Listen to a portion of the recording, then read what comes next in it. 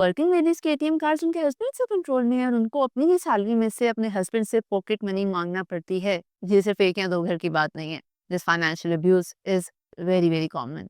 जब फीमेल्स को अपनी ही मेहनत से कमाई हुई अमाउंट अपने हस्बैंड से मांगनी पड़ेगी तो क्या होगा? इमोशनल बर्नआउट होगा, लो सेल्फ कॉन्फिडेंस होगा, वो रिलेशनशिप इफेक्ट होगा। वो समझेंगी कि उनकी लाइफ उनके कंट्रोल में ही नहीं है, जबकि उन्होंने इतनी ज्यादा स्ट्रगल की है। ये मसला बेसिकली सोसाइटी के टॉक्सिक जेंडर रोल्स की वजह से होता है, जो कहते हैं कि हस्बैंड ही हर चीज संभाले, चाहे वो वाइफ की सैलरी ही क्यों ना हो। फीमेल्स की फाइनेंशियल इंडिपेंडेंस इस रोल के अगेंस्ट जाती है। सभी बहुत से मर्द हजरात इस चीज को अपनी ईगो का हिस्सा बना लेते हैं कि औरत अगर कमा भी रही है लेकिन उसकी सैलरी हमारे कब्जे में ही रहे, हमारे कंट्रोल में हो। लेकिन समझने की जरूरत ये है कि फाइनेंशियल इंडिपेंडेंस का मतलब सिर्फ पैसा कमाना नहीं है, अपनी हार्ड अर्न अमाउंट के ऊपर अपना कंट्रोल रखना और ये डिसीजन लेना कि वो पैसा किसके पास होना चाहिए, ये भी बहुत ज़्यादा ज़रूरी है।